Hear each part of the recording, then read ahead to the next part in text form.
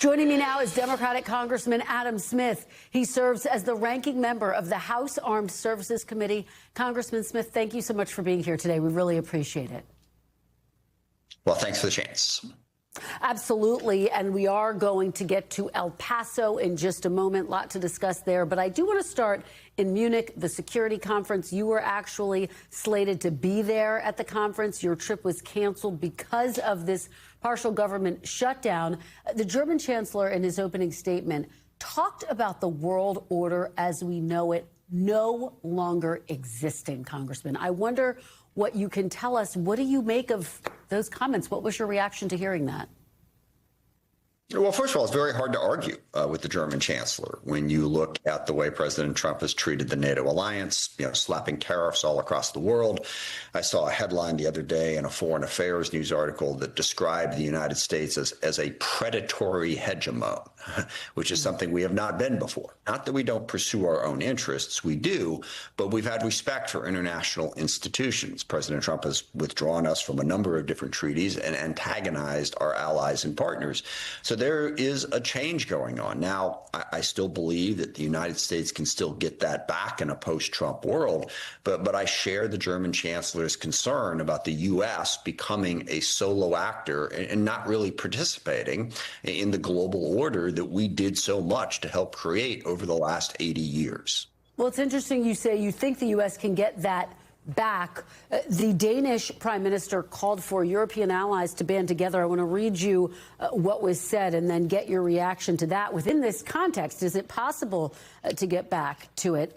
Saying, quote, a Europe that is not able and willing to protect itself is going to die at some point, the prime minister said. The old world will not come back. I am pretty sure about that. So she obviously disagrees with your assessment that it's possible to get back to the old world order. How do you respond to her? Well, I would say we're not going to get back exactly to the old world order, and nor should we to a certain degree. The world has changed substantially. It is a much more multipolar world. You have the rise of countries like India, Brazil, South Africa. Other countries are playing roles. So shifting that order to some extent. But the basic principle that the U.S. should participate in an international rules-based system, that I think we can get back to, even though President Trump has threatened it. I mean, threatening Canada, threatening Greenland, threatening Panama, basically implying that the use of force, might makes right, is going to be a U.S. approach. President Trump has undermined that. That is what I think we can get the U.S. back to a focus on. It's really important that so many members of Congress are in Munich right now to reinforce the message that the overwhelming majority of us don't agree with President Trump simply shattering that order and saying that the U.S. is now basically going to be in it for ourselves, period, full stop. I think it's important that our members of Congress are there delivering a different message. Well, and given that, do you think that European allies can still count on the United States? You are saying there's a strong message being sent right now by members of Congress that, yes, they should feel confident in that, but what do you say to the skeptics out there? I don't know that I'd say that. I wouldn't say that they should feel confident in that. It's more that should not feel that they should not feel that all hope is lost. I think right now they should feel that they can count a lot less on the U.S. than they used to. Look, one part of this, if Europe wants to become more capable of defending itself and contribute more to the collective defense at this point, I think that's fine. I think we need to understand that it was by design that they didn't.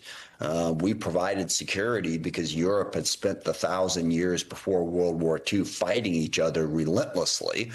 So we didn't want them building up their militaries. We provided security. They stopped fighting amongst each other, and we had a pretty good 80 years.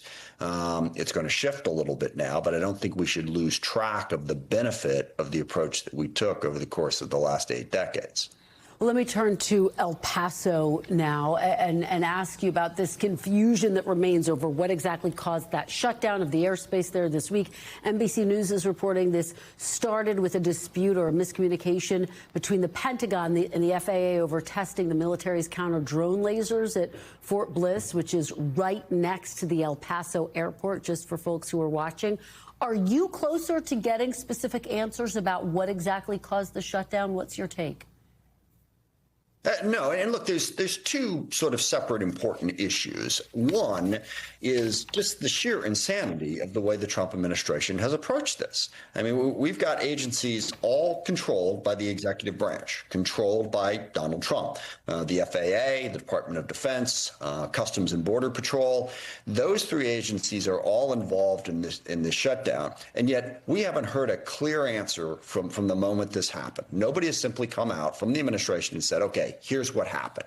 Okay, that's bad. Worse is they have not communicated at all with the local officials in El Paso. They had their airport shut down. They were not given a reason. They said it was going to be shut down for 10 days. So everyone's scrambling around trying to figure out how to deal with that. And then they say, oh, no, just kidding. We're going to open it up in a few hours. So that lack of communication, this is the way the Trump administration runs things, autocratically. They make decisions. They're accountable to no one. And that's a huge problem in this front. Now, the second thing is the actual problem going on. We got a drone problem. How do we deal with those drones? The Department of Defense is critically part of that. But you also have to do it in a way that doesn't jeopardize civilian aviation, which means the FAA and DOD need to be in close communication. And clearly they were not in this instance.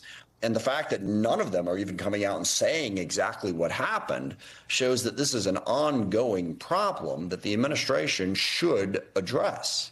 Well, and Congressman, I do want to ask you before I let you go about this funding fight over reforms to ICE. Funding for the entire Department of Homeland Security lapses at midnight, as you well know. Senate Minority Leader Chuck Schumer shut down the idea of funding those agencies separately.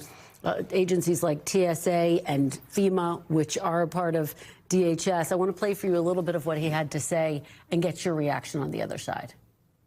We should fund the whole package. All the Republicans have to do is meet our requests here and negotiate in a serious way, and we can pass the whole thing. Is he right?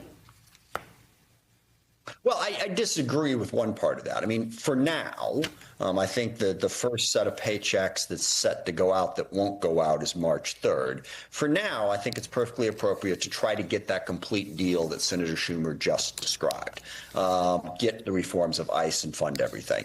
But, you know, as we drift into next week and the week beyond, I don't have a problem with funding the non-controversial parts of DHS. I don't support holding them hostage to the larger agreement. I think we should try to fund what we can fund and get the reforms at DHS.